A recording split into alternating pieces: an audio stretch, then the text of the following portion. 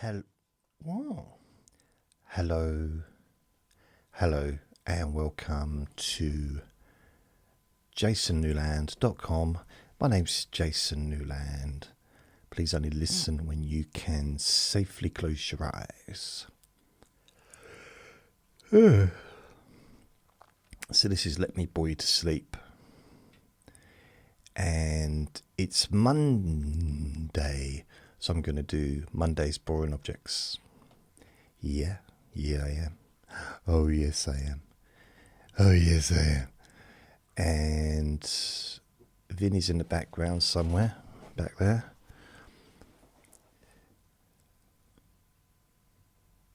Oh, that's nice of you. You just noticed I had a trim. Oh, thanks. Yeah, a little trim. Just shaved that little bit down there as well. I've never really done that before, like the little bit. Just that little strip, a little landing strip to my mouth or to my chin. I don't know. But yeah, it's had a little trim. Bit of a tidy up. Yeah.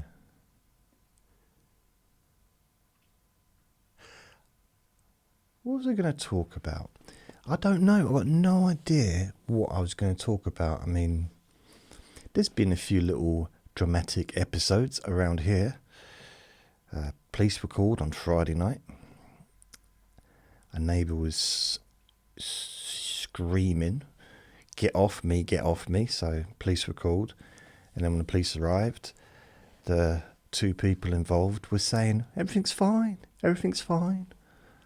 Come in, officers, look, everything's fine.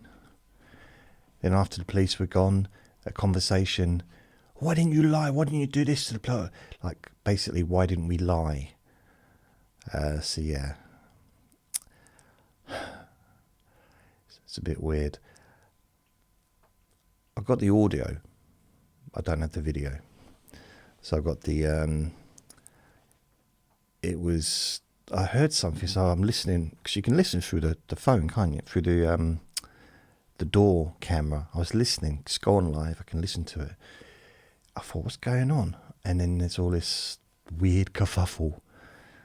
So, blimey.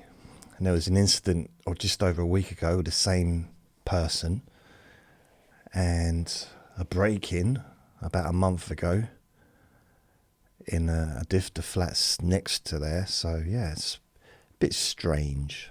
Not really 100% sure what's occurring.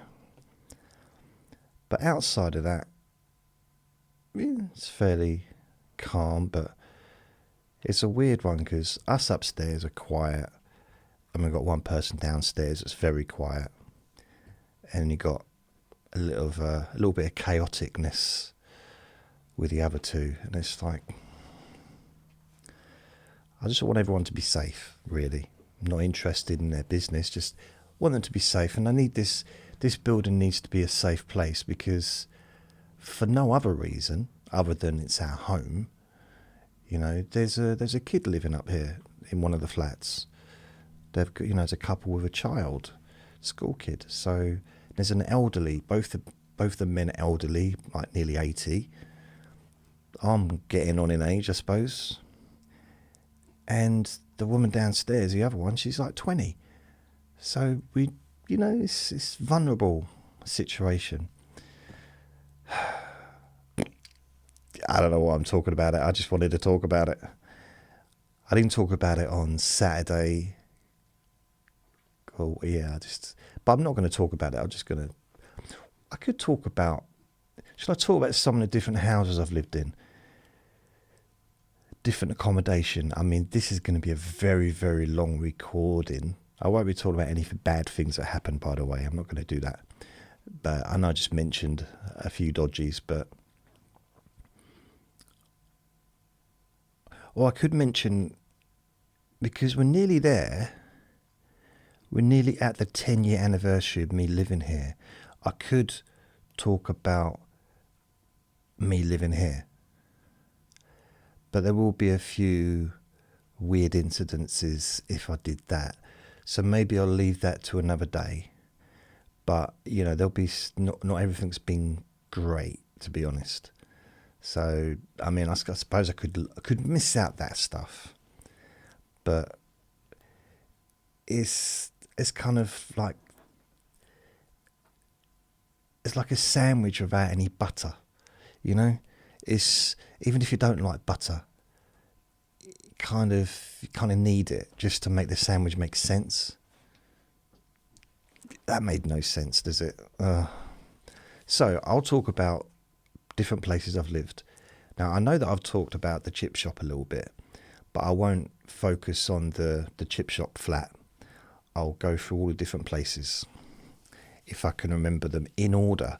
I might not be able to remember all of them in order, and I might miss some out.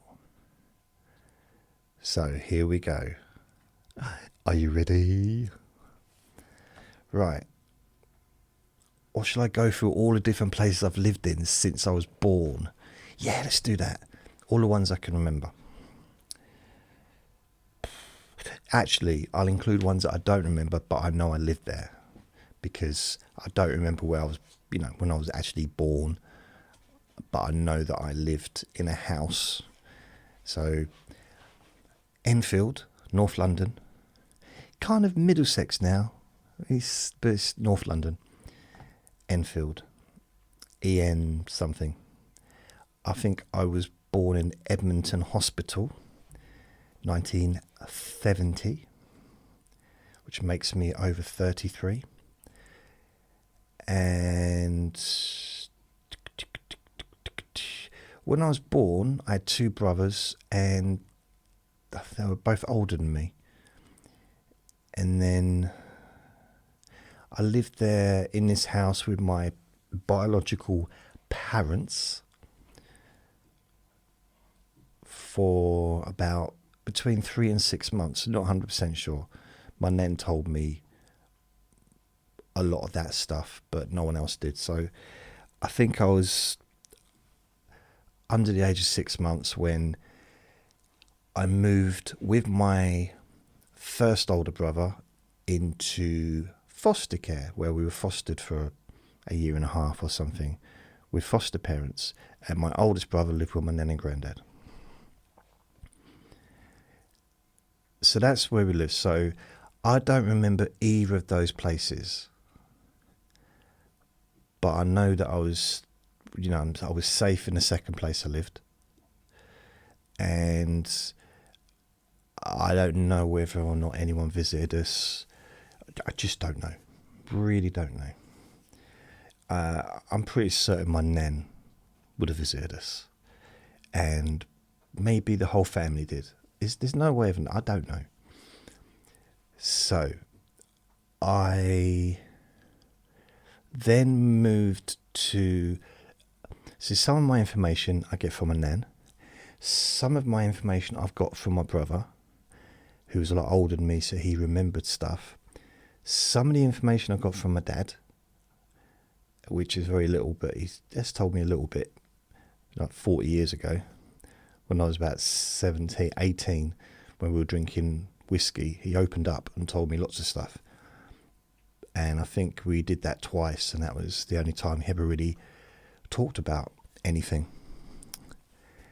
And got a little bit of information from my auntie. And the rest of it is my own memory. Okay, so the first two places was what my nan told me. The second place, the next few places, well, the next couple of places was what my brother told me.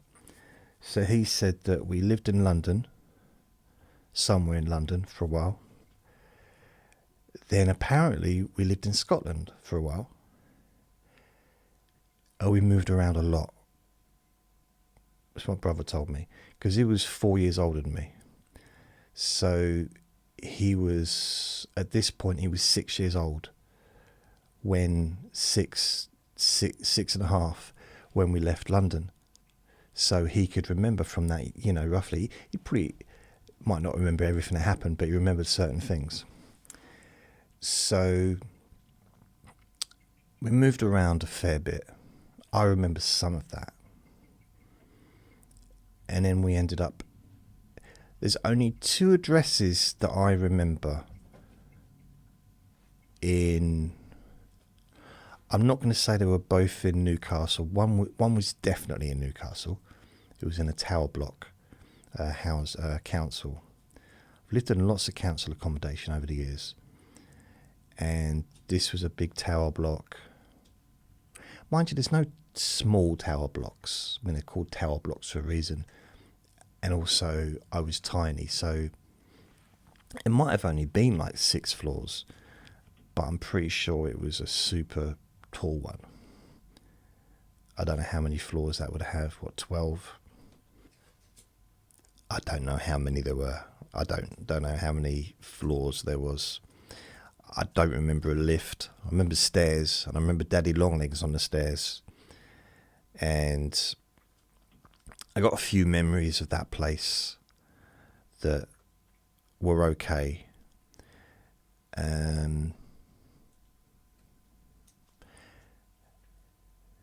Yeah.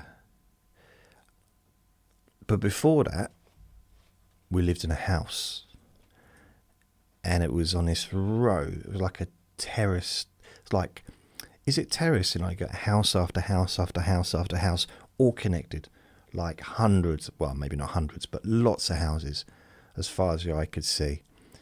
I lived in one of them, and I know that when we came out the door, I think it was left, walk up, and there was a corner shop or a newsagent's.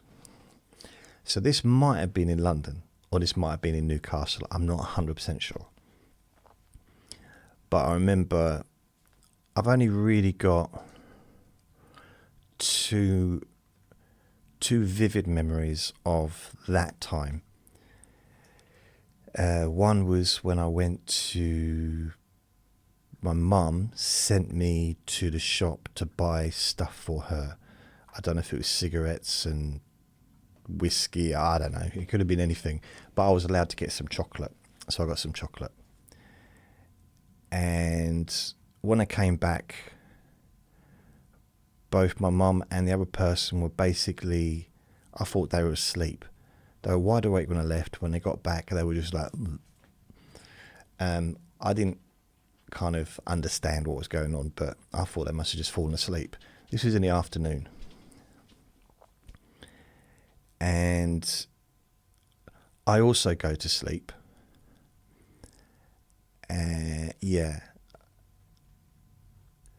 There's more to that story, but anyway, that's something I remember. And then there was one time there was a party going on in that house. I'm pretty sure it was the same house. Could have been a different house. Definitely wasn't the flat. And I was in a room with my brother.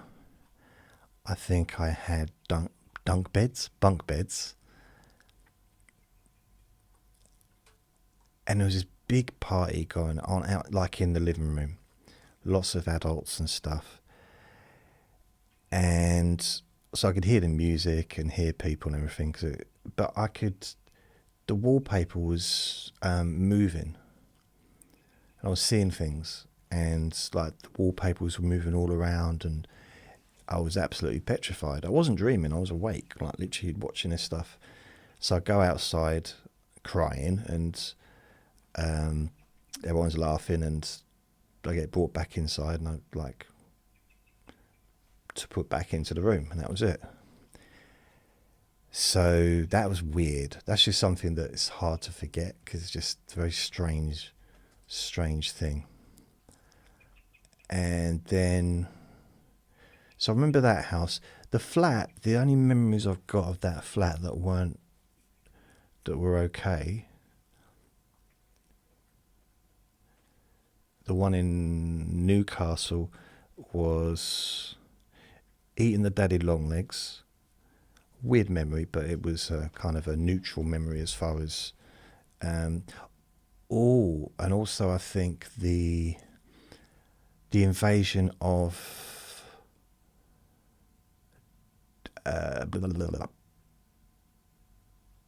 Leeches. No, that I'm just thinking about yesterday's video. Leeches was the word I was thinking of. Leeches. No, so it wasn't an invasion of leeches. That would have been horrific, wouldn't it? Invasion of ladybirds. Now, either it was there or it was somewhere else. It was definitely around that time. And I remember I used to run down the stairs, never got the lift. We were very high up. I think we were near the top we might not have been at the top, but we were near the top of the building. And so I had a step dad at that time as well.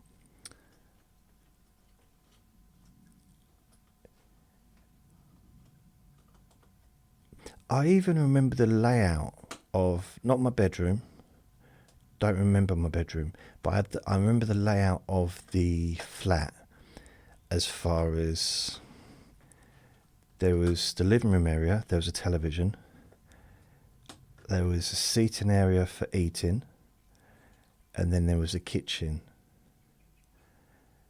and there was a toilet, a bathroom and stuff. I think there might have been a toilet and a bathroom, but I'm not 100%. Yeah, I just remember those bits. And I guess there was settee and stuff. I don't know if it was a black and white TV or a coloured TV. Probably in them days, black and white. Because it was still like, 1973? So it would have been still early days. A lot of people didn't have colour TVs by then.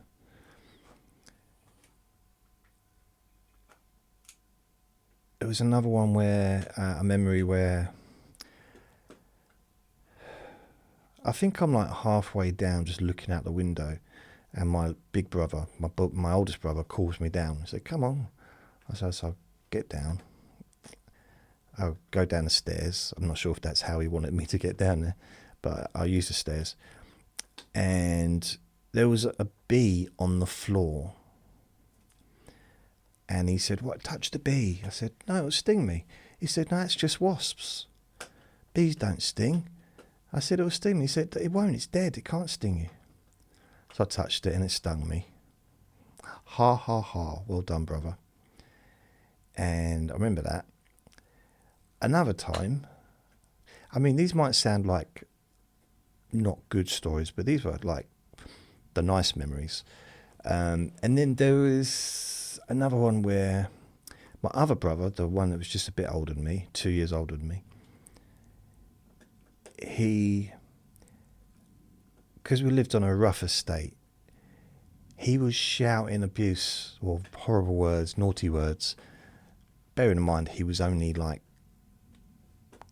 5 or 6 years old, so it's not like he was. So these kids were probably the same kind of age, maybe 8, 9. He was shouting at them, come on then, you whatever. And we might have been the odd ones out because of where we were from. We weren't from that area. I don't know. Anyway, there was a group of lads. They chased him, and he's doing it just as he's passing me. So I had no choice but to run because everyone knew that we were brothers. I run, we run towards a fence. He climbs through the fence hole. There's a hole in the fence. And as I'm about to try and do that, I'm surrounded by all these kids. And I do escape. I run through one of the legs and run. And they can't catch me, but I was pretty nimble back then. And also tiny. I mean, I think they just thought I'd done a magic trick and disappeared. Probably because I was wearing a black cape and big hat and a wand. That might have been, I threw them off. It's like, where did the dove come from? Anyway, that's the other thing I remember. That wasn't there, no. So that's kind of it as far as there's other memories, but nothing that I can really talk about. So yeah, so there's that. And then we moved to Newcastle Children's Home, it was called Nazareth House. We moved to another place also called Nazareth House, but in Southend after that. So we were in Newcastle to start with. I remember some of the things when I was living there. One was someone was trying to explain to me that thunder was not sunder, because we had this really big storm, and we're inside, and it was like a courtyard, so partly shaved, partly shaded around the edges, but so it was, and you could walk between buildings instead of, I guess, round maybe. I think you probably get around internally. And I was saying, it's sunder. And they said, no, it's thunder. But it's sunder. I mean, unless I had a speech thing going on, and they kept trying to explain to me, it's sunder. No, it's thunder. And I kept saying, it's sunder. And they gave up. I don't remember where I slept in that building. But I remember the breakfast room, or the place where we used to eat. And I'm pretty certain it was a situation where you just get some breakfast cereal, orange juice. It was, in my memory, it was a nice place, actually. I might be wrong. I don't remember enough about it. And I don't remember nuns, which is weird, because it was a children's home run by nuns. Unless it was priests there. It might have been priests instead of nuns. I don't know, but I don't remember the nuns in that place, unless I'm just getting muddled up between the two. There's a chance of that. But I remember once I come down. I've told this story before. I came down one morning during the summer, and there was no school, so I was just getting up whatever time. Everybody else had been up. Everyone else had already had their breakfast, and I was just getting up because I got some breakfast, went to my table and just, had some breakfast. And one of the people, whoever they were, people at work there, said, oh, it's your birthday. Happy birthday. I said, what? I said, happy birthday. So I was probably 6, maybe at this time, maybe 5.5, 6. I said, birthday? So I didn't know anything about birthdays. I didn't know, or if I did, I didn't know when it was. I had no idea. I didn't even know how old I was, to be honest. It's like, happy birthday. Oh, okay. And they said, oh, your mum came round. I said, okay. Why are you telling me? She said, oh, she left you this gift. So it was, I'm not sure she wrapped it, but it was a box of Maltesers, like a nice size one. I thought, oh, okay. I think I did question, why didn't she come and say hello? Instead of just dropping it off. But yeah, so that was it. I don't know how we ended up in the children's home. I still don't know to this day. So that was a weird moment, because I didn't know about birthdays. I don't even think, when I moved in with my dad, they had to try and find out when our birthdays were, because I don't think my dad could remember. Yeah, it's weird, isn't it? But it's like, how old are you? I said, I'm 9. No, you're not. You're 7. Like, am I? Okay. No. It wasn't a thing. It wasn't a big thing, like being a certain age. It seems to be, kids seem to know what age they are these days, but it sounds such a weird thing to say, doesn't it? But yeah, that's the first time I really I didn't know anything about birthdays. I mean, I'm not saying I never had a birthday celebration, but none that I remembered at that time. And then There was one time when we was in Newcastle, I think it was Newcastle, children's place, and me and my two brothers were running in the field. We just, because it was like everywhere in this country, it's surrounded by fields. You know, I mean, you've got the cities where you have to travel a little bit further to get to the fields, but every town, every village, surrounded by fields, pretty much. I mean, you just got to fly over this country and see that it's mainly fields with a little few bits of things people live in. It's amazing they can fit so many people on this land, really, you know, considering how many fields we've got. Yeah, we're still not self-sustainable. So amazing. You'd think that with all those fields, we would never have to actually buy any food in. We could just grow our own food, like in this country, because we have so many fields. Anyway, that's enough of the politics. And we were running up and down, and this farmer got a bit upset that we were on his land, and he had a big gun. He was pointing at us, and like, that was weird. I've had a gun pointed at me twice in my life, and it's just a really strange experience. It's like, okay, because my only experience at that time with guns was what I'd seen on TV, you know, cowboys and Indians, like on TV, movies and TV shows, and that's the thing, wasn't it, back then? And it was weird. But then what happened, because I don't think we were far from the children's home place, one of the people that worked there came up and had a chat with the farmer, because he was like threatening to shoot us. Like, really? I mean, bearing in mind, we were little kids, like little. I mean, even my oldest brother was,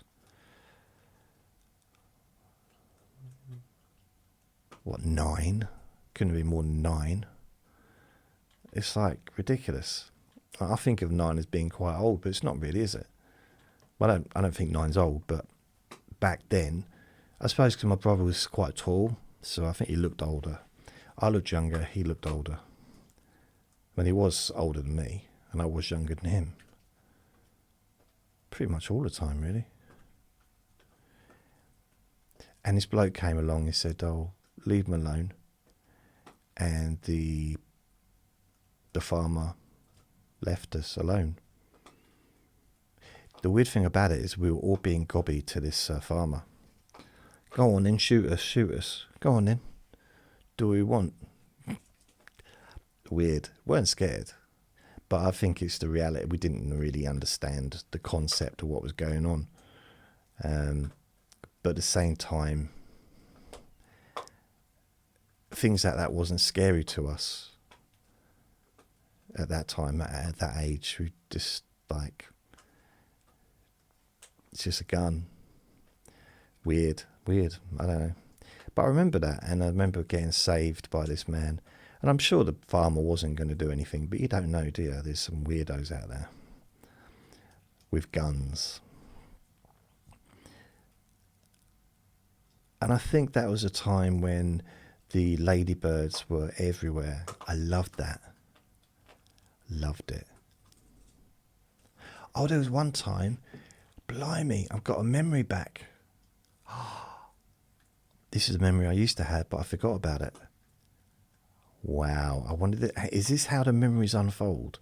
By talking about it and then, like, wow, oh, it's gone. No, it's coming back. Yeah, 3 memories. One, we had this was in Newcastle, and it was definitely when I lived with my mum.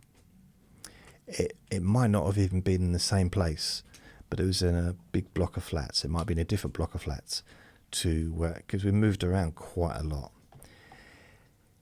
And there was this little grassy hill, and there was this playground that we'd play on, and there was swings, ladders and stuff like that.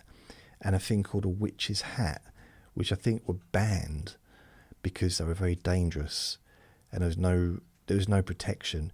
And back then, it was concrete. It wasn't. I mean, It's just very not ideal for kids falling over. It's concrete. Anyway, this witch's hat, it spun around like a roundabout thing, but it also went up and down at the same time. So it was brilliant fun until you fall off. Then not so much fun. And I smashed myself up on it. And I remember I kind of just smashed my face, and my mum gave me, I think she gave me a fish finger to put on it or something like that.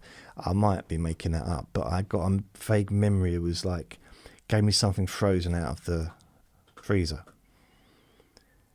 to put on it, like a fish finger or something like that. So I don't remember if I was definitely bashed up like by the concrete. I was a little bit accident prone back then. I mean, once I fell down the stairs, but this was not in a flat, or this was not in a council flat. This was in a place where there was stairs, like in either a house or something that we were staying in. And I think I had a box of toys, or not toys, box of, I don't know what was in it, little cars or something. It was something I was carrying. And I fell down this, again, concrete steps. I fell down all the way down the steps and landed on my head like I normally seem to. Remember that? That was weird. I don't know why I remember that one. And this time I think she gave me a fish cake to put on there. Frozen fish cake. Or was it a popsicle? Maybe a popsicle. But there was, when we was in this place, wherever it was, there was this hill, grassy hill. And I remember coming out one day and shouting our names. And we'd go up, and she gave us a sandwich, sugar sandwich. Which explains why I probably got no teeth, but no, that's all the sugar I've had. But I guess maybe that's why I got a sugar tooth, I don't know. Sugar sandwich. So basically, if you don't know what a sugar sandwich is, it's just a sandwich with sugar. It's like you got margarine. There wouldn't be butter. That was expensive. So bread, margarine, and just sugar. And that's what we'd have. Maybe a drink as well. I don't know. And the thing is, when you're a little kid, a sugar sandwich is like the best thing in the world. I wasn't moaning, I wanted something substantial, mother. If I was expecting a 3-course meal, some steak at least, and some potatoes. But no, sugar sandwich, I was happy, I was made up. Gave me energy. I mean, not that I needed it, I was a kid, so I had energy anyway. And then, so I remember that. There's the witch's hat. There was one time when I think I was just playing, and I got really bad sunburn, and she put me in a bath, and yeah, that wasn't nice. So I don't know, I was just really proper. I had my top off, I guess, and I was blistered. That's why I never go out without a top on, partly out of kindness and consideration towards other people's eyes, but generally I've not gone topless since I was a little kid, because I burn so easily. I don't go brown. I've got pale skin. If you look, you can see I've got quite pale skin, and that's the bit that does get the most like brownish is my arms. But I got pinky skin. You know, I just kind of just go. I burn. That's the way it is. And I remember that. I mean, I've been sunburnt lots of times when I was younger, but that was the worst because I literally had blisters all over me. Hot bath probably didn't help. What else? No,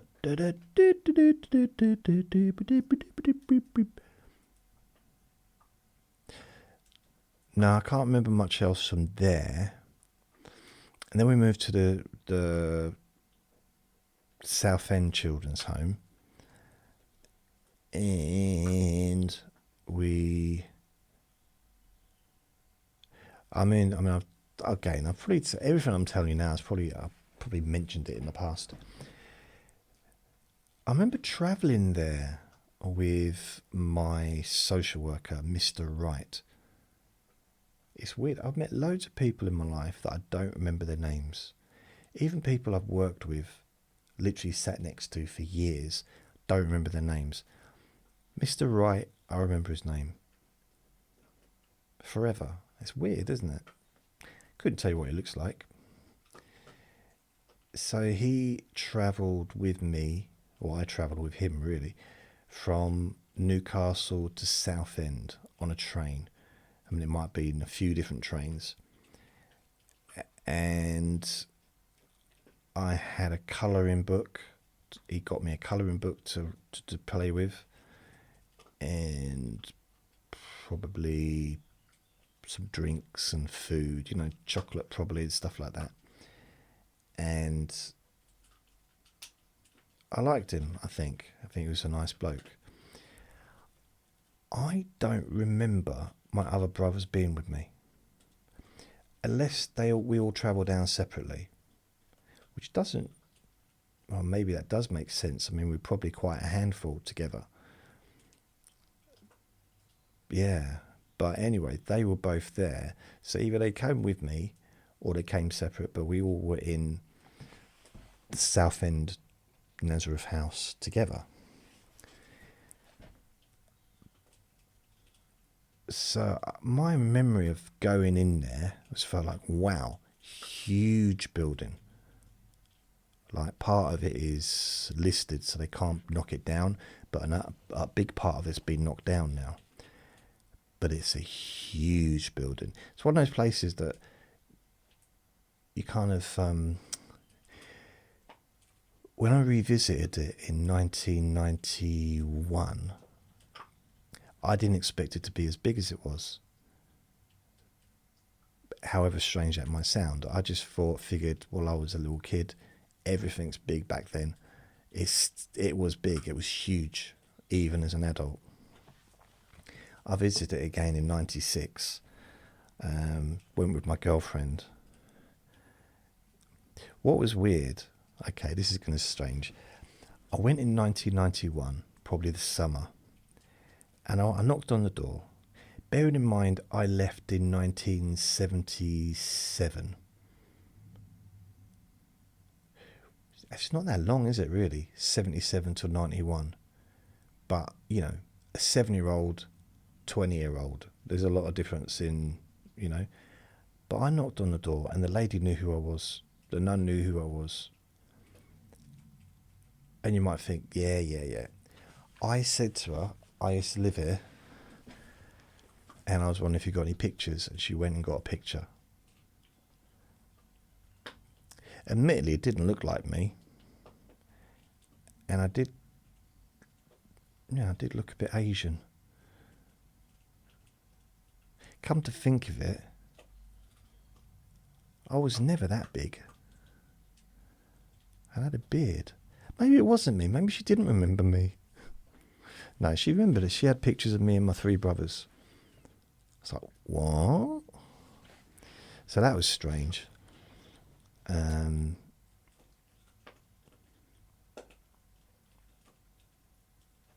It's weird that she'd remember. Maybe we were the only three brothers there in her memory. Maybe we were memorable for some reason. I don't know what reason that would be. Or maybe she just had a good memory. Or possibly, like myself, it's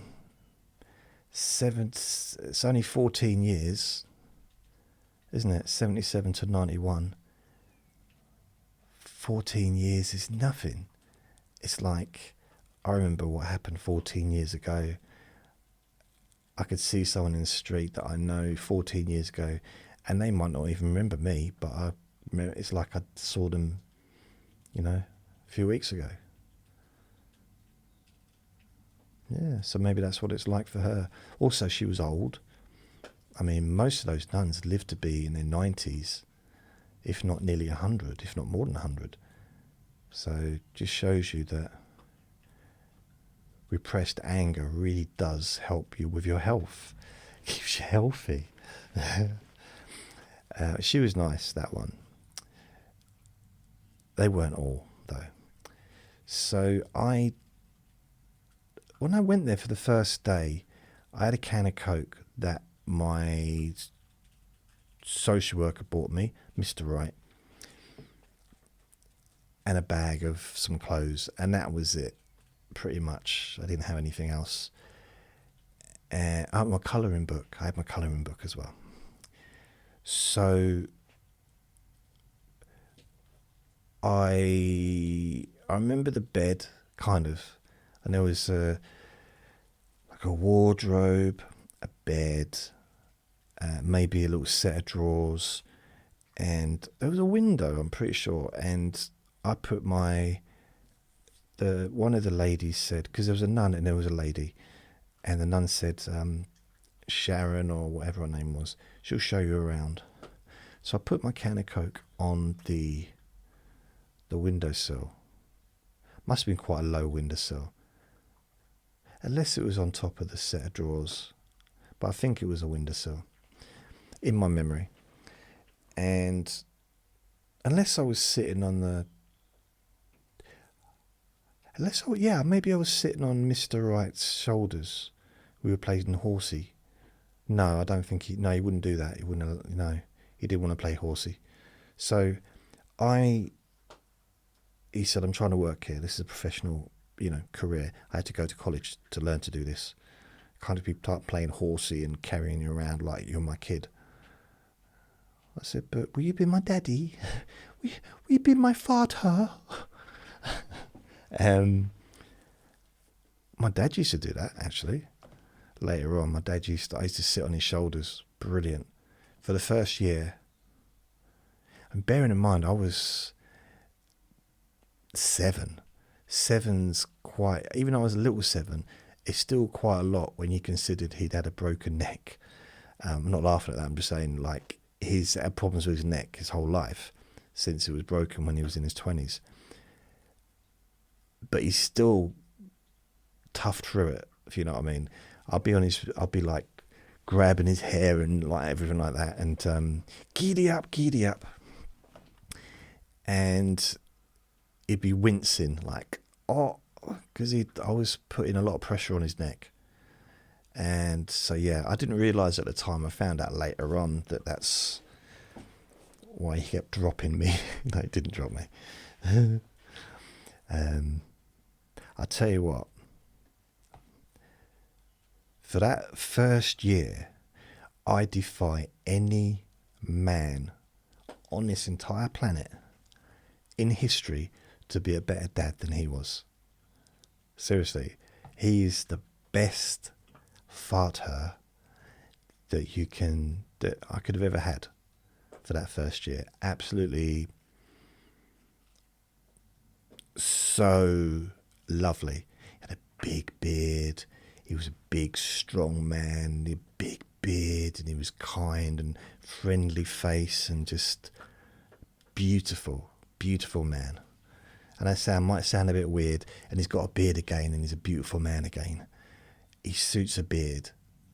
It just suits him. I don't know. I mean, people say with my beard, I look older with my beard. But when I don't have a beard, it softens my face with a beard. It does. It might look a bit shabby and a bit dirty, and well, I am dirty. Ask any of my girlfriends. No, don't. I am dirty. I'm not dirty, but I am, well, smelly, but not dirty. I don't think I'm dirty. I'm just smelly. It's a smelly beard. But I think it's okay. But I think I look better with a beard than without a beard. But I know that not everybody likes beards. And I've had girlfriends that don't like beards. Which makes me wonder, well, what, you knew I had a beard. Why are you dating me if you don't like beards? Because I've got a beard. I never really got my head around that. Because, even my dad doesn't like beards. Well, he didn't for years. Any picture that he ever saves of me is me without a beard. Okay? Clean shaven. Or maybe a little bit of stubble. I've had a beard since I was able to. Mainly because I looked too young. So as soon as I could get a bit of a stubble, a bit of a beard going, I had it. And all the way through my 20s, not all the way through my 20s, okay, I started shaving probably in my I didn't start shaving, I started going clean shaven in my probably late 90s and then early 2000s. And then, I started growing a beard again probably. I started growing a beard about 2002 again. But I was shaving my head, but I had a beard, I think. And then 2007, pretty much had a beard from then on till now. So most of my adult life I've had a beard. Sometimes it's been huge, and there's videos on YouTube of me with the biggest, most massive beard. And I'm not even kidding when I said I'd have to have the microphone further away because a beard would be scraping up against this microphone right now. It's true. And you know me, I always lie. I never lie, I mean. So I put this can of Coke on the shelf, and the lady says, "Ooh," and I thought, "Oh no, not another moaner. I hope she doesn't do that all the time." Ooh, she thinks she's a ghost. She said, "No, I don't." I was like, "Oh, I said it out loud, damn it." And she said, "I wouldn't leave that there if I were you." She might not have spoke like that. She probably had an Essex accent because she was in Southend, so she probably had a bit of a Londony Essex accent. "I wouldn't leave that if I was you, you know what I mean? Wee, apples from pears. Woo. And what are you leaving it there for?" I'm trying to do a caricature of my own accent. It's quite difficult to do because that is how I talk. I've got a southern accent, and I used to have a Geordie accent. I did. Used to talk really fast, which is almost incomprehensible, I think, to a lot of people that listen to me now. The idea that I once used to talk at even at human speed seems a bit strange.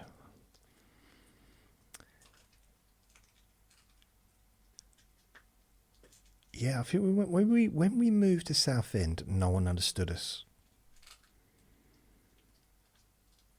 So we had a very mixed vocabulary. So we lived in Newcastle long enough to pick up the accent. Maybe me and my younger brother more so than my oldest brother, because he'd already kind of, I suppose, learned to talk and developed his accent like London, because he was in London till he was Well, he was 4 when I was born, so it would have been more than 6 before he left London. So he'd have a London accent. He'd like been, speaking and that. I thought the lady was like joking when she said, "Oh, you shouldn't leave your coke there. If you leave it there, someone might take it. Someone might take your coke. Don't leave it there. Someone will steal it." I thought she was joking because she did one of those things where she laughed after she said it. So I just assumed she was joking, I was like, just, "Oh, don't leave it there." Like, she might not have said it quite like that. She might not have actually gone, but it was like, it might be one of those loud boost laughs, like, "I wouldn't leave it there." Like that kind of thing, like a Muppet, a strangulated Muppet. So I thought she was joking. She shooed me around the building. Probably took an hour or so to do that. And then I got back and the coke was gone. I'm still looking for the person that took that coke. I never let anything go. So yeah, that was weird. So someone stole my drink of coke. I remember a few things about living in there. There's some nice parts. I mean, it was not some nice parts, but there was, I mean, I don't remember what it's like really much about living in the Newcastle children's home, but in the Southend children's home, I remember a fair bit. One of the things, and I don't know if other children that lived in children's homes would agree with this or not, because we lived in dormitories, and there was a lot of us in one room, one big massive room, and it was connected to it was toilets and basins and stuff where we'd brush our teeth and wash or whatever.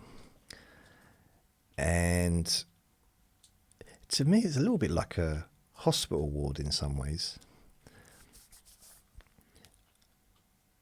But although it wasn't pleasant, on the same side, it was also very funny, because we'd be naughty, and we'd be giggling and laughing and just, so we'd get in trouble, but it was, I suppose, a little bit like it,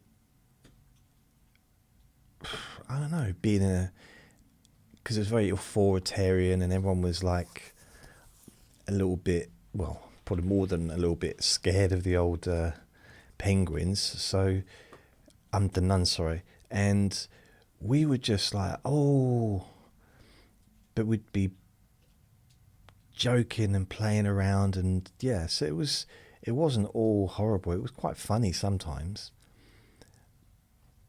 And I went from having 3 brothers to having lots of brothers and sisters, because that's what they were. They were family.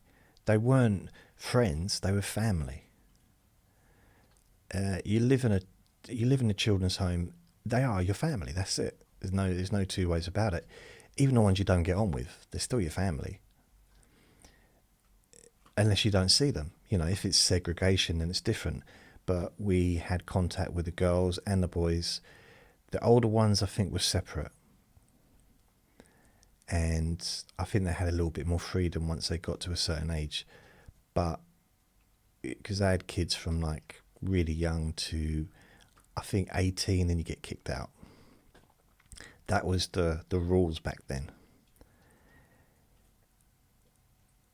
And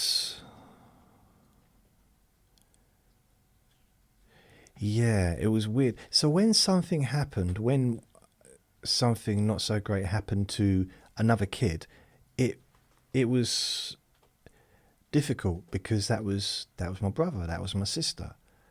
Does that make sense? So And also, I was a little bit in love with a little black girl. And it's like, why are you mentioning the colour? Because it's valid.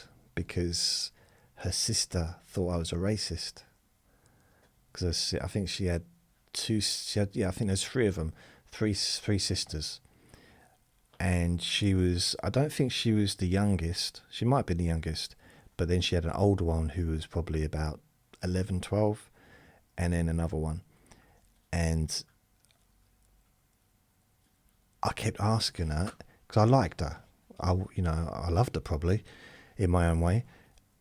And I kept asking if I could touch her hair and if I could comb her hair, because she had this wooden thing in her hair. So she used to let me comb her hair. I was fascinated with her hair.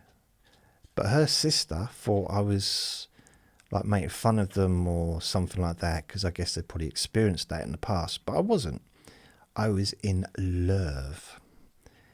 So that was a weird one. That was a weird experience. And then their mum turned up. Wow. I thought I had a crazy one. Their mum. I'd never seen anything like it.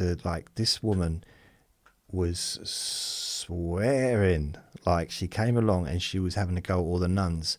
Now, I don't know if you may not know this. You cannot intimidate a nun. A Catholic nun is impossible to intimidate them. They can't be scared. You can't scare them. It's like they're hard as nails. If they got into a cage to like fight one of the top UFC fighters, the UFC fighter would just give up and run out scared, crying. Honestly, just don't mess with a nun. Or as we used to say, don't mess with the penguins. But of course, I wouldn't call them penguins now. And I wouldn't call them penguins to their face either. Blimey. So it was just because they used to shuffle along, and because they're dressed like a penguin. And this woman, she was having a go and she wanted to take them all on, and they just stood there and looked at her. Nothing. And it's the only time that I lived there that I was happy that the nurses were there. Not the nurses, the nuns. The only time that I was glad they were there, because that woman was scary. It's just the stuff she was saying, and and the nuns didn't budge. They just stood there. They weren't going to let her past, because she was trying to try and go in there and see her kids or who knows what. And I think she was the mother of the girl that I liked, that I loved. I wonder how she is, because she'd be like probably the same age as me now. I wonder if she's still in Southend. Did she move somewhere else?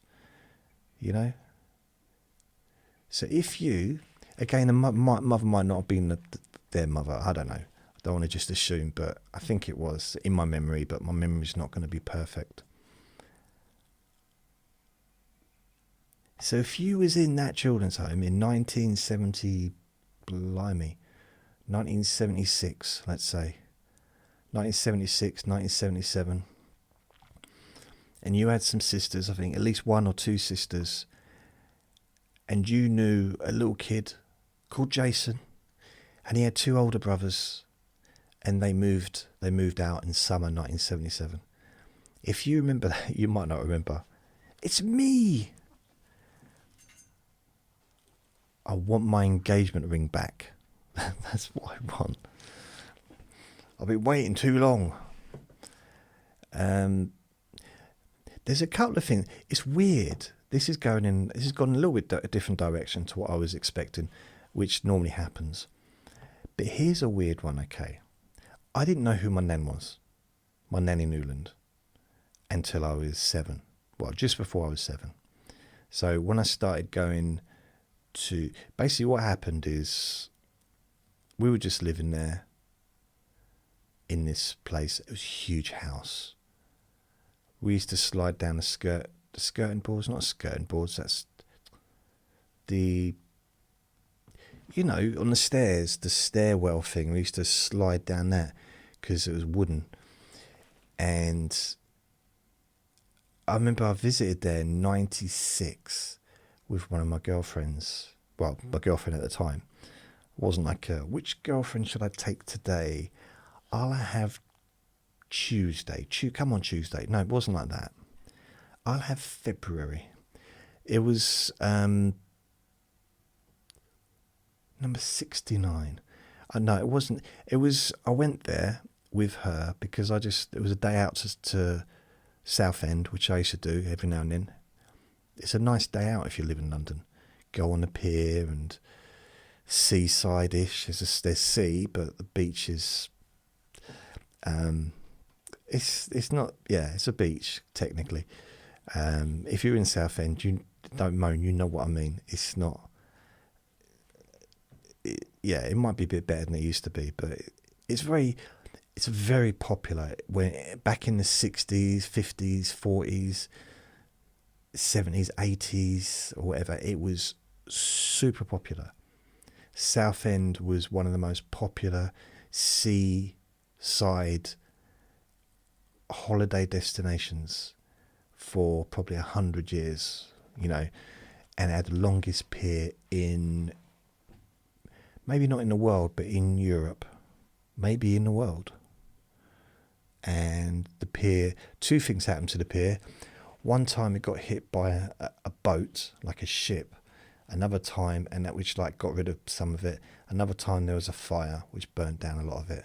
But it's still really long, and you actually need a train. There's a train that goes up and down it, and it takes about 3 days.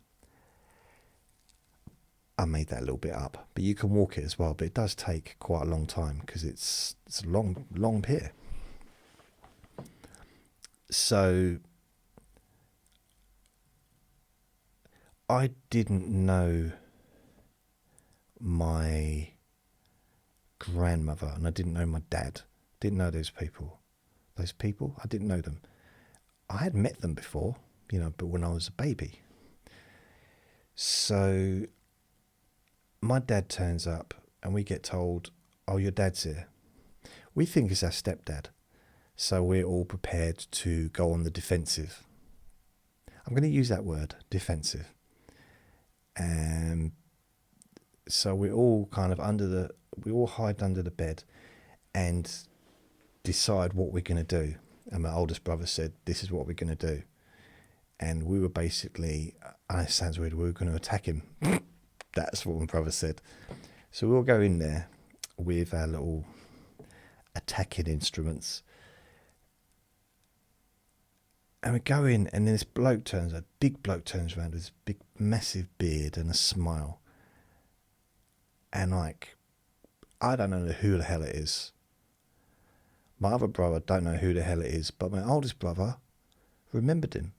Because let's say he's 6 years old when he last saw him, but he remembered him. And at this point, I think my oldest brother would be, 11? And my brother, my oldest brother said, everyone, disarm. Put your truncheons down. It's all fine. It's our real dad. It's like, what? Didn't know I had a dad. So, I might have even thought that other bloke was my real dad. I don't know. Couldn't tell you. It was really weird. And I think his new wife, who became my mum, my first stepmum, was in the car or was outside. And we went out for the day. And we just used to go out. And eventually, after a couple of weeks, 2 or 3 weeks, we would spend a weekend. We'd go and spend the weekend with them where they lived.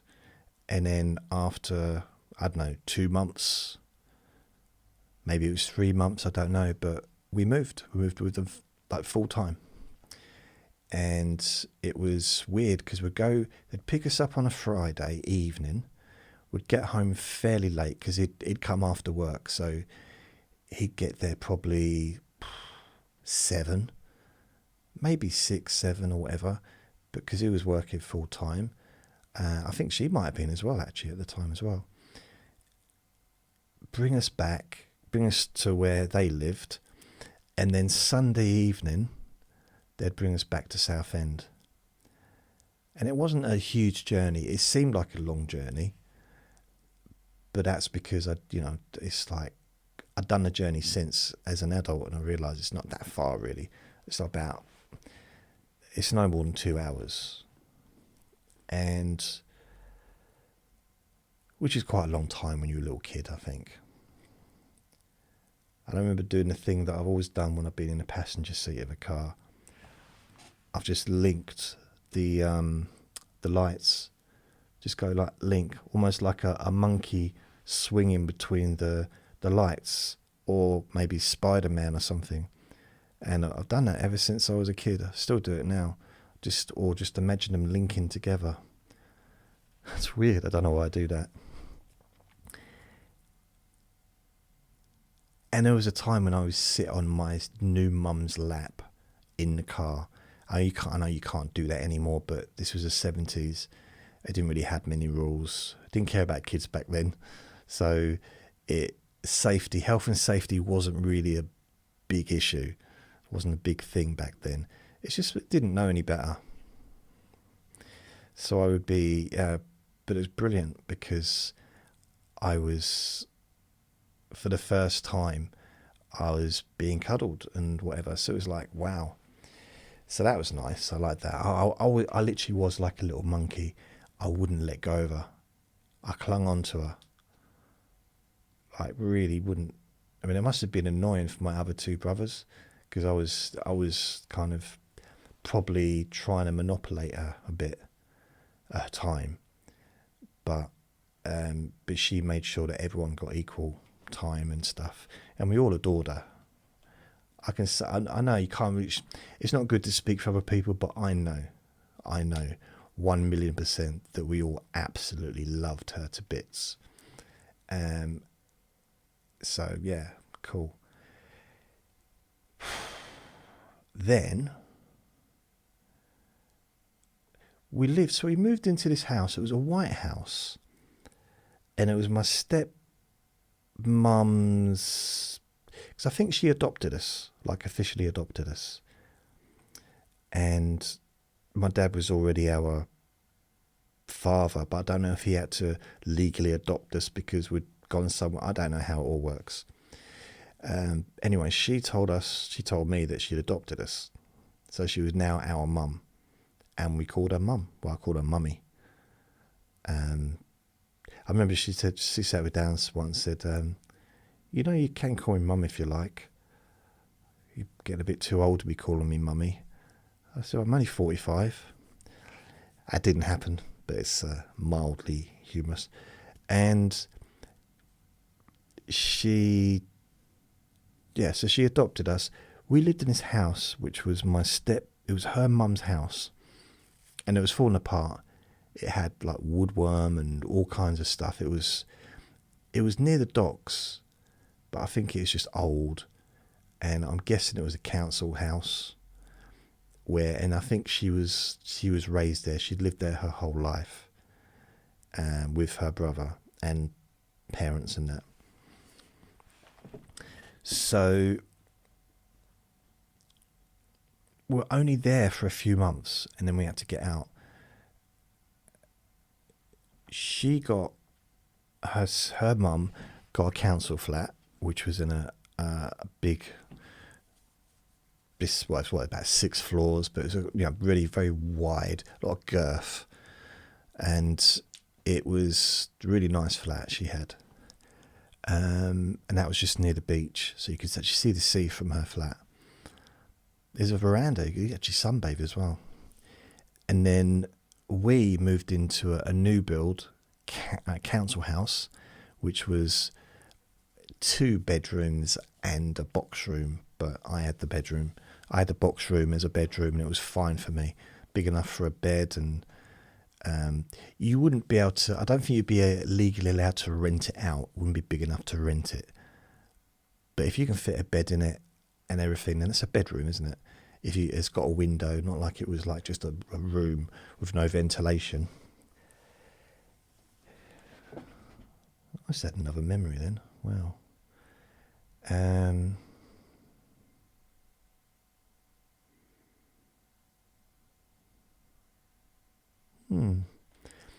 it's strange how talking about this stuff is bringing back a few, no memories that I have not had before, but just some things that are like, oh yeah. That was a really good time though, brilliant time. Moving into this new house, there was, as I said, I had my own bedroom for the first time in my life at 7 years old. Oh, it was wonderful. I had a Bruce Lee poster on my wall, don't know why. I think my oldest brother probably put that on there. And we had our own toys. Because in a children's home, we did have some toys to play with, but they were shared. But I actually had my own toys for the first time. I mean, I might have had toys when I was very young. I don't remember. But this is the first time that I remember actually having something that was mine. That I mean, I had my first book.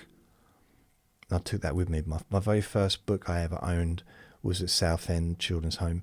And it was, I've actually got the book up there somewhere. It's not the same one, but it's I mean, it's not the actual original copy of that book, but it's Jack and Ori. Shall I see if I can find it? Right, I couldn't find it. I just had a quick look. I gave Vinny a nice bone to chew on, so it might be a bit noisier.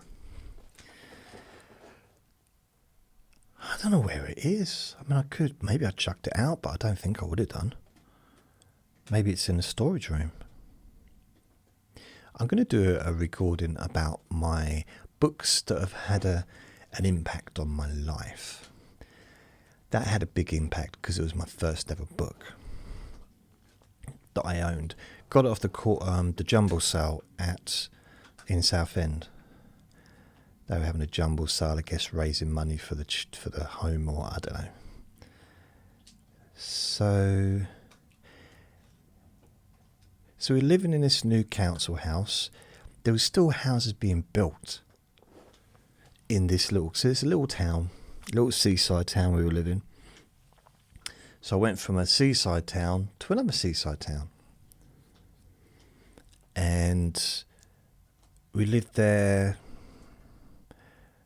until 1978. And then my little brother was born, which meant we had to move because there was not enough room. It was fine for a little while because it was a baby.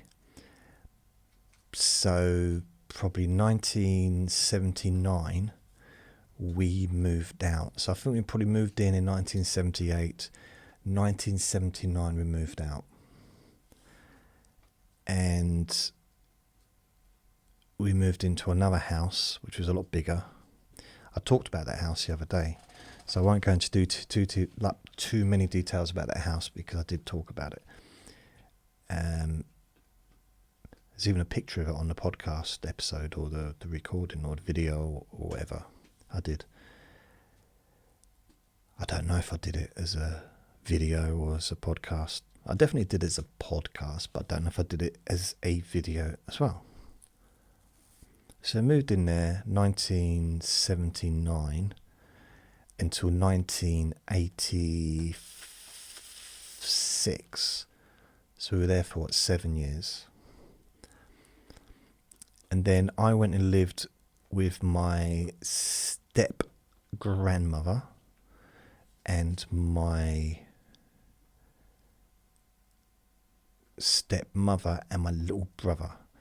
So we moved into that flat. I lived in there. On the living room on a camping bed thing. My stepmom had the spare room with my little brother, and because he was only 7 or something, and my stepnan had her bedroom. So I lived there until the March, April time, about March time, end of March 1987. And then, so I just turned I was 16 and a half, I guess. I moved into the flat above the chip shop. I was there for a year. And that was weird living there. Very strange. I'd never lived on my own before. Didn't know really what to do. Didn't know how to take care of myself. I didn't, very, very weird. Very unsettling, to be fair. I didn't enjoy that. But, I mean, I liked it on some level, but other ways it was like, I just don't know. I just didn't know what to do. And then 1988, I left that job, so I had to get out of the flat. It gave me like a couple of weeks to get out or something. I moved in with my dad temporarily because I got a job. I moved in with him, and then I got a job in the co-op supermarket. So I lived with him until probably the summer, maybe. Probably maybe May, June time. April, yes, only for 2 or 3 months. Then I moved out, and I lived above the co-op with the manageress. The manager, she was a manager of the shop, so she had the flat upstairs. She rented me out a spare room. So I lived there until we got evicted, which would be, I'm not even sure, because I started a job in September in a factory when I turned 18, and I was still living there for at least a month, if not 2 months, probably a month, because I had to go for the whole eviction process to get her out, and I just stayed put because I didn't know where else to live either. So I think maybe I was there a month while I was working, but I was there, living there for a while. I wasn't signing on or anything. I was just living on nothing really, get little part-time jobs here and there. And then I moved because I had to get out. I've been evicted a few times over the years. Then I moved to a room on the seafront. I don't remember much about that room, but I know it was closer to where I worked. And also there was all females living there. And I liked one of the females. I quite liked her. But I think I saw her in the supermarket a couple of years later, and I said hello to her, and she said, I don't know who you are. Admittedly, I might have just got the wrong person. Don't always remember what people look like, to be honest. Sometimes I look at people like, is that you? Is it? Mummy? No. So I lived there for a little while. I remember Hale and Pace used to be on TV. And I also remember I used to listen to, who's that singer? I miss you like crazy. I miss you like crazy. Nat King Cole's daughter. Natalie King Cole. Yeah, Natalie King Cole. Used to be into her for a little while, her songs. I live for your love every minute. And I was in love with someone at that time. I can't remember who. I was in and out of love a lot when I was young. I remember once I was using too much talcum powder in that room, and I got a cough. And it just stuck with me a bit, because I didn't realise what it was, and it was because I was just using talcum powder, because I wanted to smell nice and, whatever. So I lived in that room. I probably had a television. I must have had a television. Maybe I didn't. I must have had a television, surely. And then I moved out of there. I don't know why I moved out of there, to be honest with you. Something annoyed me, and I moved. And I moved into a different place, which is like 2 streets up. I don't remember why. I really don't. Really don't remember. So I moved into another place. It's the same kind of setup, just a room in a building. Things got a bit weird there. So that's an understatement, but yeah, I moved out of there at the beginning of 1989. And I moved in with my dad for a few months. And I moved out of there and went and lived in my friend's mum's house. And then I decided to go to Spain and live, but I was only there for the afternoon and came back. So I was homeless. And she basically didn't want me to live there anymore for some reason. Apparently I was just having baths too early in the morning. Like, well, I'm supposed to have to be clean for workies, but I didn't have a job at that time anyway, so I kind of gave everything up to move away. And then I came back the same day. And although Spain was nice from what I saw of it, I was in Spain for at least 3 hours before I left again. The lady was that I was living with, she had it in her mind that I was some kind of doing something dodgy. Like I went out there and was travelling like for a package or something. Like I kept saying to her, the only package is here, darling, the only package. And I didn't say that because that was weird. And she was very old. But I mean, respectfully, I wouldn't have said that. I might say it now as a joke, but I was pointing down that small package, war, because that'd be weird. It's like going back to 1970s sitcoms. Anyway, I didn't know what to do.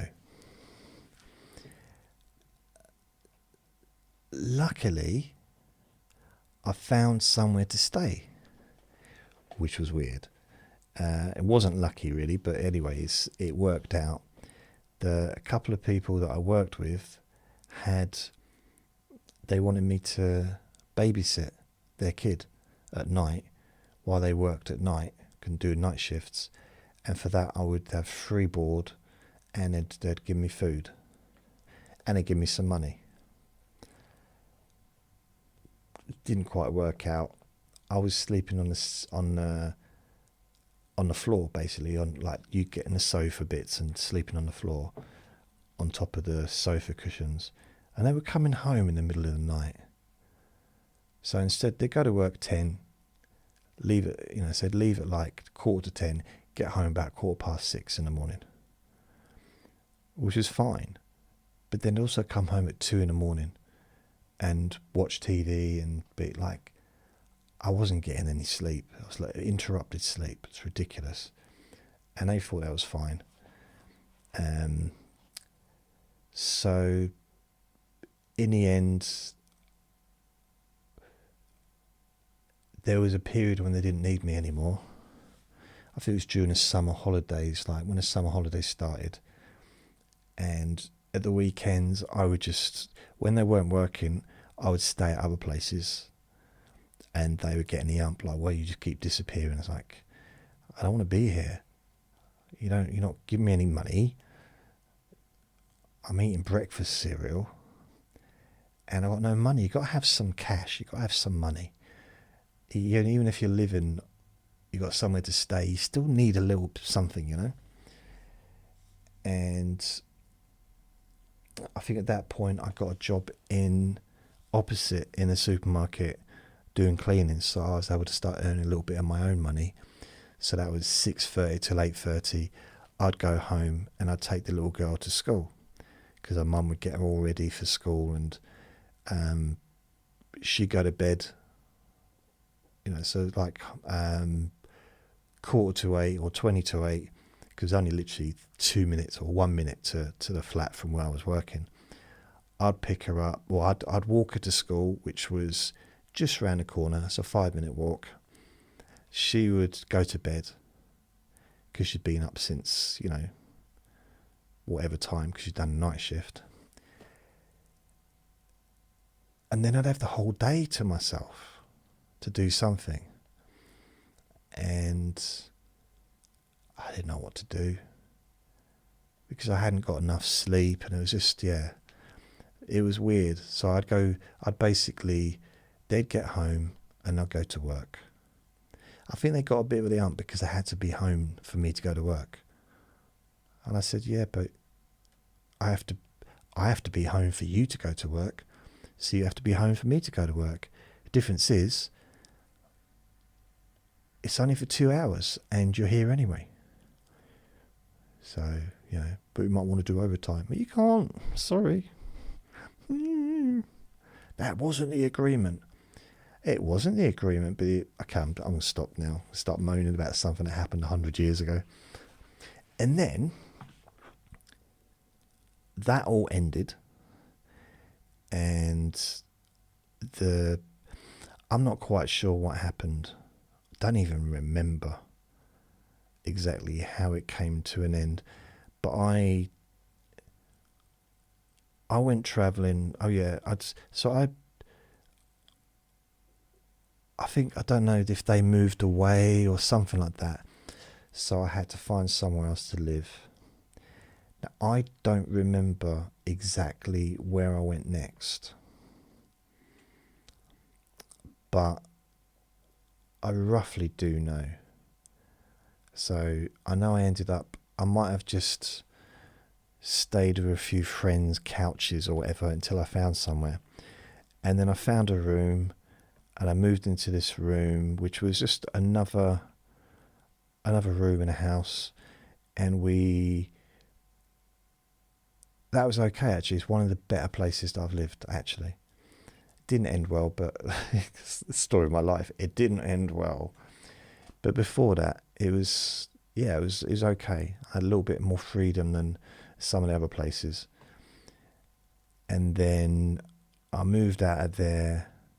I had a bit of a issue. We had some problems with one of the people living there. Moved out. And I stayed with a friend, lived with him, and then we moved to another place, lived with him there. So we kind of lived together. Not lived together, but I did stay in a room with him for a few months. But he had two beds.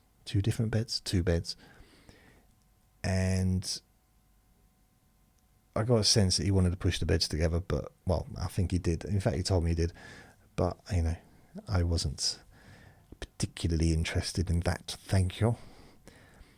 And then we moved into a different place where I had my own bedroom and he had his bedroom. So it's basically we were renting out a living room and a bedroom.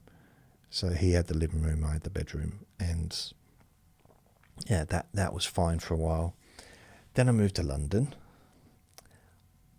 And I stayed with a family member for a little while. Then I moved into a room. This is 1989, sort of September, October time. So I moved into another room, which is a house, which is in a building. So that's 89. Then I moved out of there to live with a friend who I was working with in his council flat. But that didn't end well. So I moved back to the room that I was already renting because I hadn't given my notice or anything. And they just didn't know where I was. They hadn't seen me for a few weeks.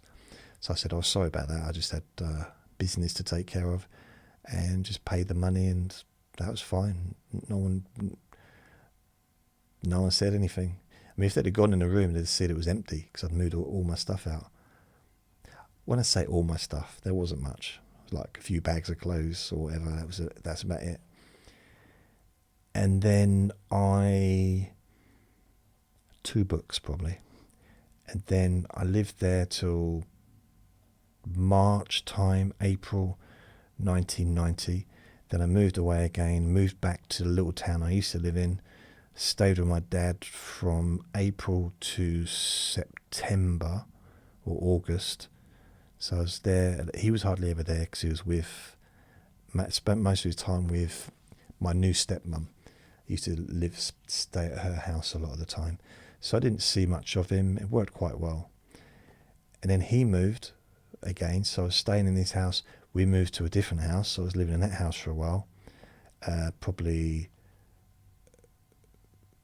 a month, maybe 2 months, we were living in that house, and then I moved out about September time, as I said. Moved into a studio apartment, and I was working in the factory at the time. And then I was doing night shift, and then they changed it to daytime shifts, split shifts,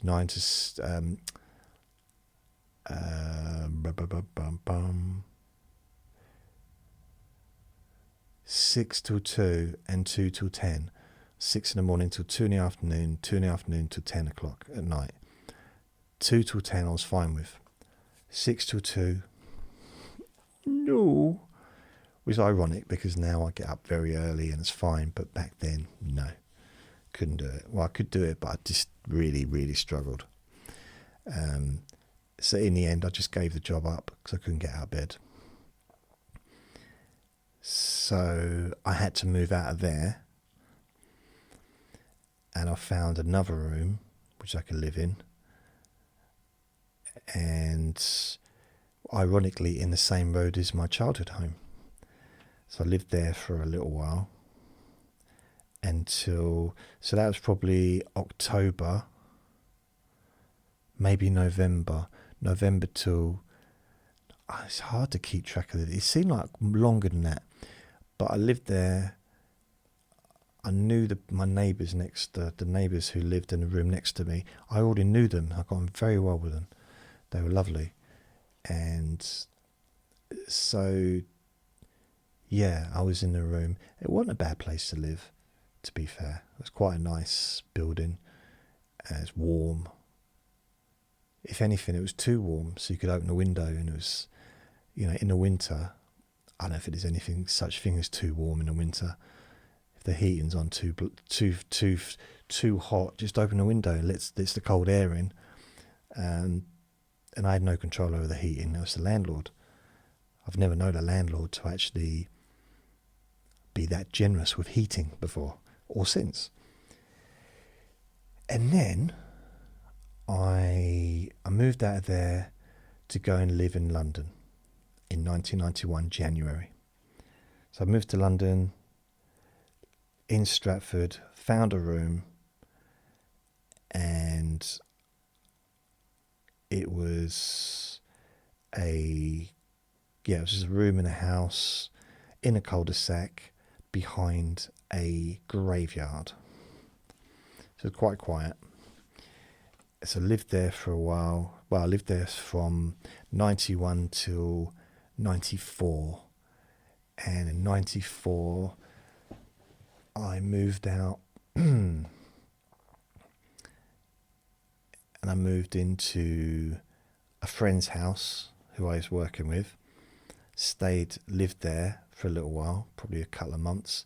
And then he was evicted because it was a sublet, which wasn't good. So it was his girlfriend, me, and Andre, the other Andre, was living there. So we're all living together. Had Andre already lived? Andre might have moved out, actually. Yeah, I think Andre was living somewhere else, but he was living there to start with, and then he moved out, and he lived in a different place. So we literally had to go home from work and move out that day. There was no notice at all. And another person I lived with, or worked with rather, he decided he could solve the problem because he had his own flat and there was another house, and he let us all stay in those places. So I lived with Andre for a bit, and then so I lived in Forest Gate until another council place, I think. Yeah, I lived there in 94, went to Ireland in I think it was September 1994. Came back just before Christmas. Maybe it was October. I think it was August I went, but I came back before Christmas. Maybe it was November time. And lived in that house with my friend. And then he got evicted. Well, we both got evicted. I wasn't officially living there, I suppose, but he got evicted, and I didn't know what to do.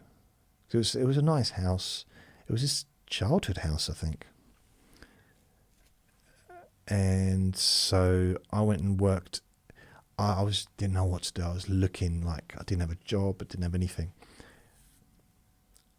Went to the job centre, and they were advertising for staff for Butlins for the Christmas season, and I just applied and I got it there and then. I've had bar work experience, and that's what they were looking for. They were looking for cleaners, different jobs, and I wish I'd gone for the cleaning job now, but that's the one I got. And I moved to Bognor Regis to work there probably 2 days before the eviction notice was done. And my friend who I was living with, he actually phoned me up after about a week of me being there just to tell me that he'd moved, that he was living up north somewhere or whatever. I don't know. Never spoke to him again, never heard from him again. And then I come back from Bognor, so I'm living in this sharing a room, chalet thing, not chalet, like a workplace room with a smaller room than this probably, with was 2 different people at different times, and I was there for probably 5 weeks, maybe 4 or 5 weeks, 6 weeks. It's hard to keep track. I really do struggle with the timeage sometimes. So I was there for a while. Then I came back, stayed with my girlfriend at the time wanted to stay with her, but I kind of had nowhere to live. So I spent, because I didn't get to Christmas, or did I get to Christmas? No, I think I got to Christmas and I left, so I didn't stay for the New Year. So I went and spent the New Year with my girlfriend, and then she said that I wasn't going to stay there. She let me know that I wasn't. I think it was a conversation, what you're going to do, and I was hoping to stay with her, and it wasn't an option. So then I did not know what to do. I went up to the housing department in Stratford, or was it Forest Gate? And I just sat in there for hours and hours and hours, waiting to be seen, and no one came. And I just didn't know what to do, because I literally had nowhere. It was like I had a bag of stuff, and that was it, like clothes and that. And in the end, I gave up. I just walked out. I thought, I just don't know. I guess this is going to be a new experience. And I went around just to see and my cousin who lived in Stratford. I just went around to see her, to see if she had any ideas, if she knew anyone. I just didn't know what to do, really. And she said she had a room I could rent, because her son had moved out. He was living with his dad. So it was a little box room again, and it was actually, it was bunk beds, although she got rid of the bunk beds just to put a new bed in for me. But I lived there in 96, moved out in the summer 96, so I was there at the beginning of the year, moved out in about summertime, and I went and lived with my friend, the same one that subletted and lost that place. This was another sublet. He loved his sublets, and lived with him for a while. I had a job at this point as a security guard, and then that went a bit pear-shaped, and I had no money coming in, couldn't get any benefits or get housing benefit because it was a sublet. And it turned out it was a council flat, which I might not have known at the time. I might have done, I don't know. So I moved out of there.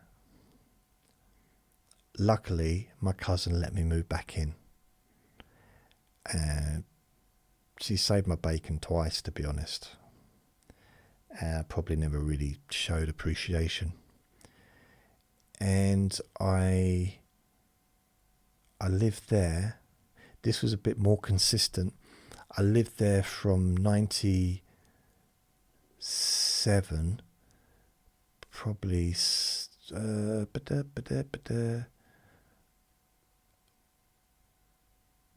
July time, probably June, July 97, maybe August. And I moved in there, and I moved out in the summertime 2001. I was evicted from there as well. She had enough of me, so she evicted me. Like a proper eviction notice, like letter and everything. So, and not the first nor last time either that was going to happen. So I moved out of there, lived in this room, which was, it was a big room, but it was connected to another room.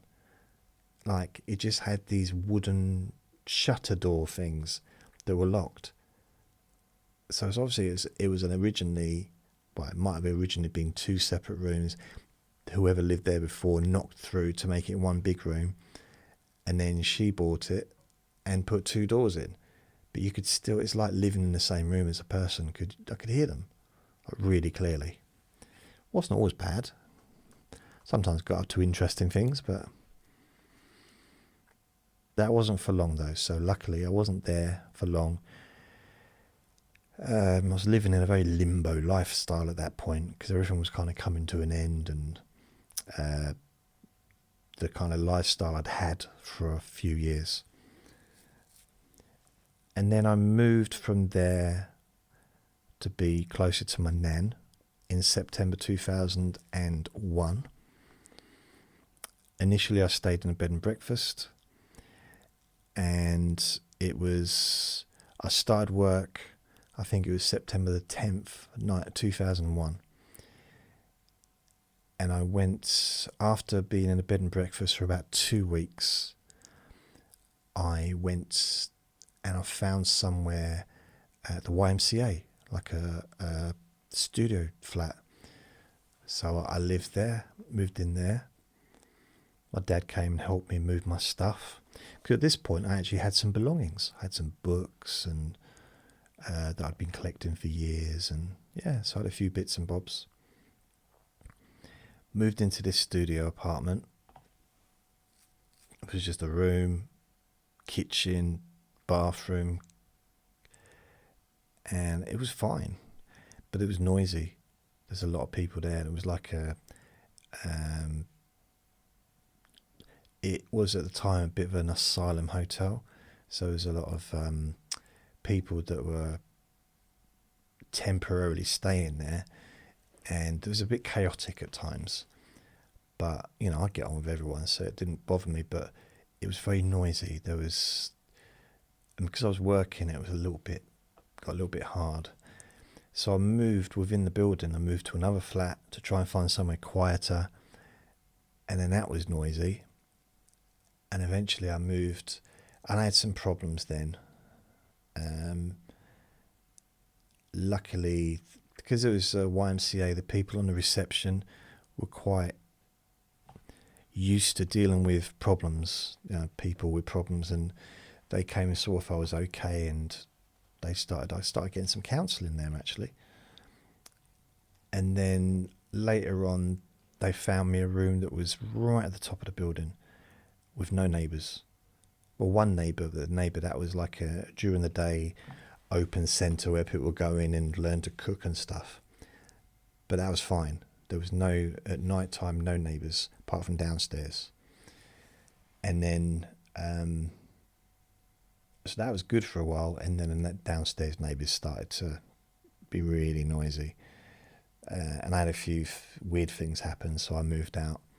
Moved into a room round the corner. Had no heating. I couldn't believe it. And nearly everywhere I've ever lived, most of the places have had heating.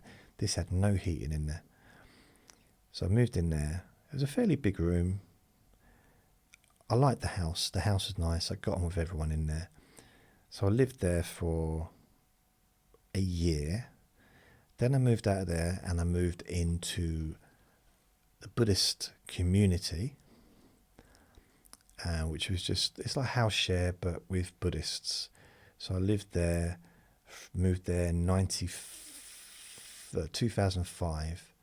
So I moved out of the YMCA in about April 2004, and I moved into that room. Then I moved into the Buddhist community about March time 2005, when my year's contract was up where I was living. And then I stayed there until November 2007. And then I moved to a different town, the town that I'm in now, into technically student accommodation, but it wasn't. I mean, it was, but it wasn't. You know, it wasn't sharing with other students. It was just a family that had a couple of spare rooms in I think it was like a conservatory thing they'd built onto the house, onto the cottage. No, it wasn't. I think it was just where their kids used to live. That's it. So they rented those rooms out to students, generally, rather than anyone else, because they didn't stay too long. And I think they liked it because students would then go away. They'd stay there, but then they'd leave during the holidays. But I didn't leave during the holidays because I was an adult. That was my home. That was my only place to live. But they were used to students who were like 17, 18, only being there like during term time. So I think it was a little bit of a shock to them to have me being there. I think it's a shock for anyone to live with me. I think it's a bit of perhaps a strange person to live with. So I lived there from 2007 November, and they evicted me. So I was there all the way through college, pretty much. Finished university 2010 summertime, and then in January or maybe February, I think it was January actually, 2011, I had my eviction letter from my landlady, and I think she gave me 2 months or 3 months, whatever the legal requirement was. So I had to find somewhere else. I didn't have a job. I was counselling, but as voluntary. And yeah, so things. It was definitely a challenge. Luckily, my dad gave me money to put a deposit on a room, which was in town, and it was at the top of the building. En suite. It was a nice room. But it was a flimsy room, and it was quite a new build. The en-suites didn't work properly. The showers were leaking, the toilets were breaking. It was weird. And then there was weird stuff going on between the people that lived there. And it was costing me £125 a week, which I'd never paid that much for a room in my life.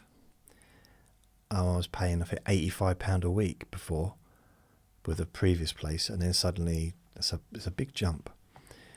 Bearing in mind I wasn't earning much, because at this point I managed to get a job. I was counselling. I had a job on a reception in a counselling place for a little while. And I moved out of there. I only stayed there a year. I had to wait until my contract was up, the year contract, and I moved into a place which was like a bit of a dungeon, really. It was underground, and it was quite long but thin, not much girth, but sort of long, and a little kitchenette and a shared bathroom with 2 other rooms. That was the basement, and then upstairs where the mail was, so I'd have a key to go in there. But there was probably another 3 floors and possibly 3 rooms on each floor. So I had access to that building. They didn't have access to our building, our part of the building. So luckily our bathroom was only used by 3 different people. Funny enough, there was a bloke there, and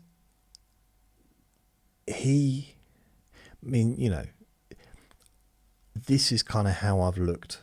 Not how I look physically, but like, this is about the level. I had a bit of longer hair back then. I had hair. And this was 2012. Like March 2012. April 2000, something like that. March time, yeah. And this bloke was starting telling me that, who lived there, that my hairs were blocking up the shower. He had long hair and a massive beard, and I just looked at him like, "Are you serious? Have you not seen yourself?" He said, "Oh, his hair like they're long hair." I haven't had long hair since 1994. My hair gets long, but it's never long. It just looks messy. He had hair down to his middle of his, proper long, big hair. That was funny. He moved out. That was good. And so I lived there until from March 2012 to April 2015 when I moved in here. So I moved in here 2015. I remember I came here and I just I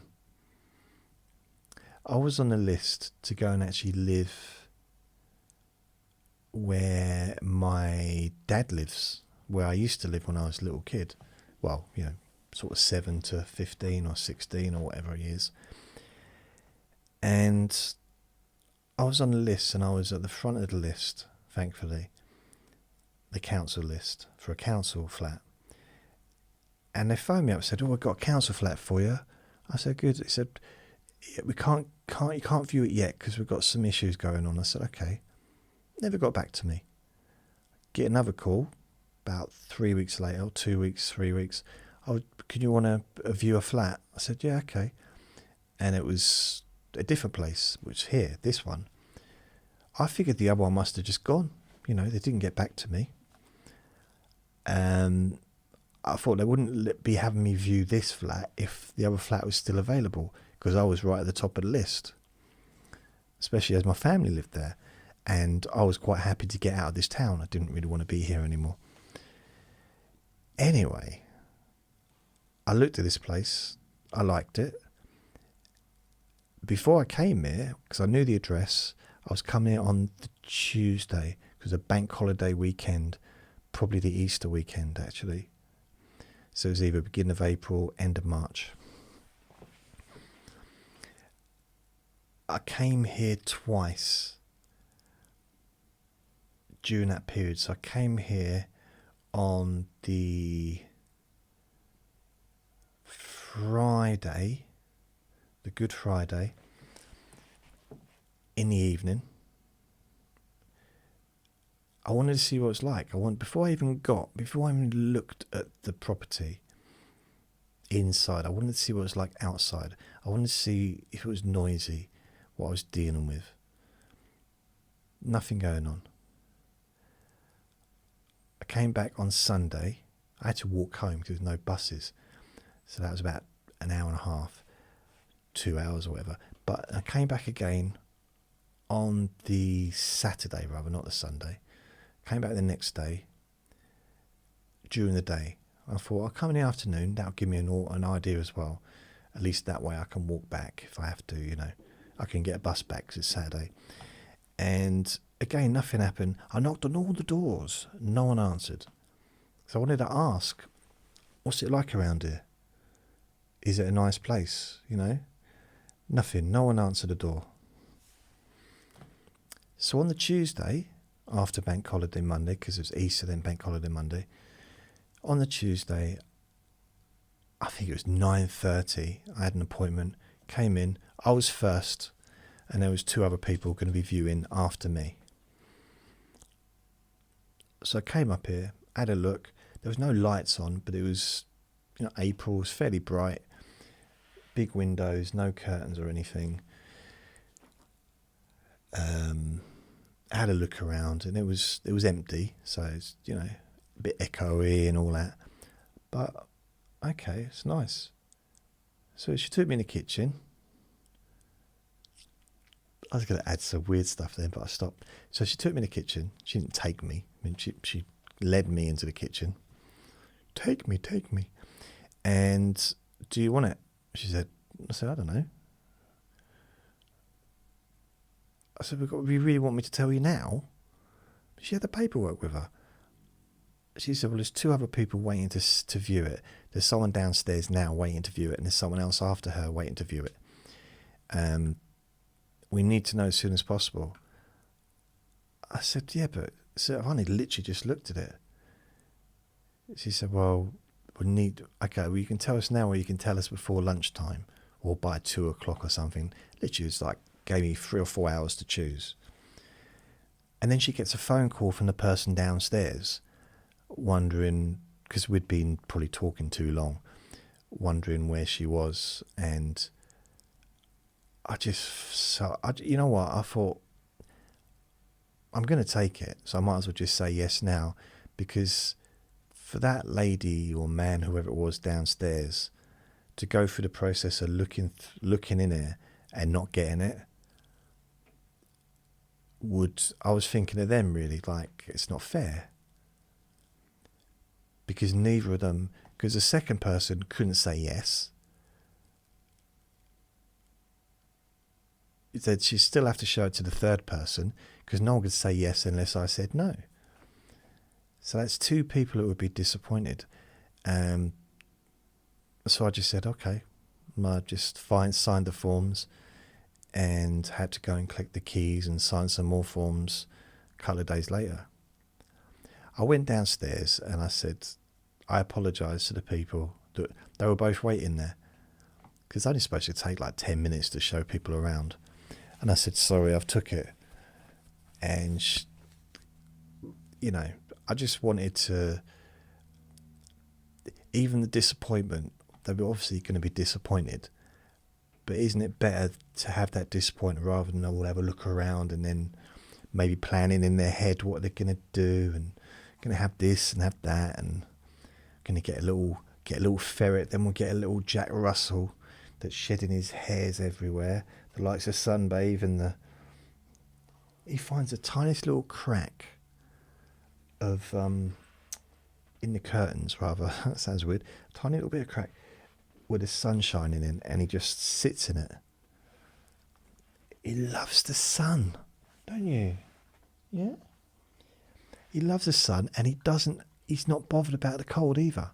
He'll go out in the snow, in the ice, doesn't care. But he loves the sun. So I moved in here, and I've been here ever since. Now, I probably missed some of the places that I've lived out by accident. And you're probably not even listening anymore. But so that's most of the places that I can remember off the top of my head. And now I'm going to go. And here I am. Here I am, walking down the street. And I'm going to get something to eat. I think it's probably time for food. Food. So thank you for listening. Remember to be kind to yourself because you do deserve to be happy. Lots of love.